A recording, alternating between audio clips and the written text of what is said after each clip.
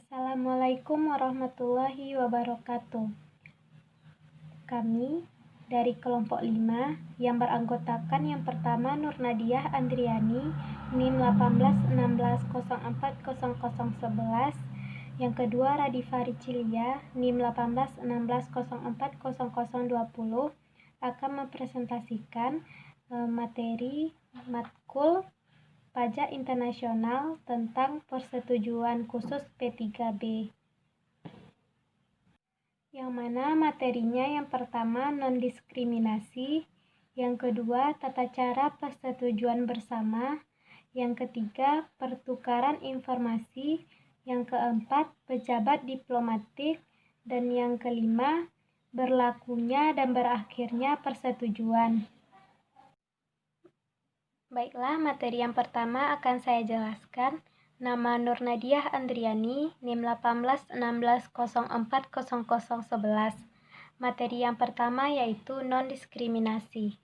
Ketentuan mengenai non-diskriminasi terhadap bentuk usaha tetap diatur pada pasal 24 ayat 3. Maksud dari pasal 24 ayat 3 model OOCD adalah jika perusahaan D yang merupakan subjek pajak dalam negeri dari negara D yang mempunyai BUT di negara S, maka perlakuan pajak atas BUT tersebut di negara S tidak boleh tidak menguntungkan dibandingkan dengan misalnya perusahaan S yang merupakan subjek pajak dalam negeri dari negara S tersebut berlaku dengan syarat kegiatan usaha yang dilakukan oleh BUT dan perusahaan S tersebut adalah sama. Mengenai persamaan perlakuan pajak atas biaya bunga, royalti, dan pembebanan biaya lainnya sebagai pengurangan penghasilan kena pajak diatur dalam pasal 24 ayat 4 OECD model. Berdasarkan ketentuan ini, perlakuan pajak atas biaya bunga, royalti, dan pembebanan biaya lainnya tidak boleh dibedakan antara biaya yang dibayarkan kepada subjek pajak dalam negeri dari negara sumber atau negara domisili. Selanjutnya yang kedua, tata cara persetujuan bersama. Prosedur persetujuan bersama adalah tata cara penyelesaian sengketa yang timbul dalam kaitannya dengan pelaksanaan persetujuan penghindaran pajak berganda atau tax treaty yang erat kaitannya dengan aktivitas wajib pajak di luar negeri atau negara mitra. Isi belet ini merupakan upaya pemerintah untuk menyesuaikan mekanisme MAP dengan standar minimum yang digagas OECD dan G20 dalam rencana Aksi Base Erosion Profit Shifting atau BEPS 14. Selain itu, mekanisme MAP yang selama ini berlaku dianggap belum memberikan kepastian hukum, terutama mengenai prosedur, jangka waktu, dan tindak lanjut pelaksanaan persetujuan bersama. PMK nomor 49 PMK nomor 03 2019 menetapkan membatasi jangka waktu pengajuan permohonan MAP yaitu paling lambat 3 tahun sejak dikeluarnya surat ketetapan pajak, tanggal bukti pembayaran, pemotongan atau pemungutan PPh, dan sejak perlakuan perpajakan yang dianggap tidak sesuai dilakukan. Dengan demikian, permohonan MAP secara otomatis ditolak jika pengajuan permohonan melewati batas waktu yang sudah ditentukan.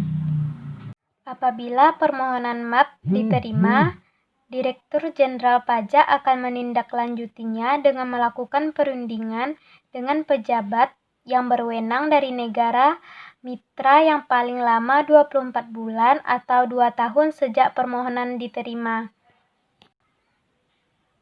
Perundingan ini bisa dilakukan melalui pertemuan langsung, sambungan telepon, konferensi video, atau saluran lain oleh delegasi perundingan yang dibentuk Dirjen Jenderal Pajak. Hasil perundingan inilah yang nantinya yang akan menjadi persetujuan kedua belah pihak untuk menerima atau menolak materi permohonan MAP yang diajukan. Baiklah, nama saya Ratifa Ricilia, NIM 1816040020, akan melanjutkan presentasi makalah kelompok kami. Yang selanjutnya yaitu pertukaran informasi. Terdapat beberapa model perjanjian pertukaran informasi untuk tujuan pajak yang diimplementasikan negara-negara di dunia, yaitu yang pertama, Tax Information Exchange Agreement yang dipublikasikan oleh OECD pada April 2002. Yang kedua yaitu Rubik Agreement yang dibuat oleh Swiss dengan sejumlah negara terkait aset-aset yang terdapat di rekening Swiss. Yang ketiga yaitu Foreign Account Tax Compliance Act yang diterbitkan oleh Amerika Serikat untuk mendeteksi serta mencegah praktik penghindaran pajak secara ilegal yang dilakukan oleh warga negara Amerika. Dan yang terakhir yaitu Common Reporting Standard yang dirilis oleh OECD sebagai instrumen pertukaran informasi keuangan secara otomatis dan dilakukan berdasarkan perjanjian yang dilakukan oleh otoritas yang berwenang atau yang disebut dengan Competent Authority Agreement.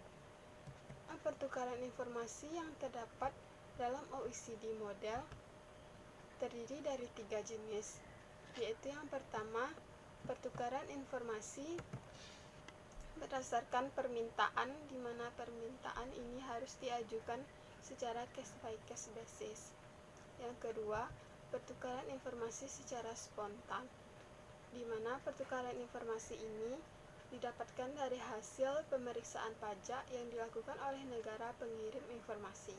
Yang ketiga, pertukaran informasi secara otomatis, di mana informasi yang dipertukaran secara otomatis biasanya dikumpulkan di negara penghasilan yang secara rutin. Selanjutnya, pejabat diplomatik. Negara yang menerima pejabat diplomatik atau konsulat tersebut memberikan pembebasan atas semua jenis pungutan dan pajak, baik personal, nasional, lokal, atau kota, kecuali atas yang pertama, pajak tidak langsung, di mana secara normal dimasukkan dalam harga barang atau jasa. Yang kedua, pungutan atau pajak atas harta tidak bergerak yang dimiliki secara pribadi yang terletak di wilayah negara penerima, kecuali kepemilikan harta tersebut untuk tujuan dari suatu misi diplomatik. Yang ketiga, pajak atas perumahan, penggantian, atau warisan dikenakan di negara penerima. Yang keempat, pemungutan atau pajak atas hasil pribadi yang diperoleh dari negara penerima dan pajak atas modal yang diinvestasikan dalam usaha komersial di negara penerima.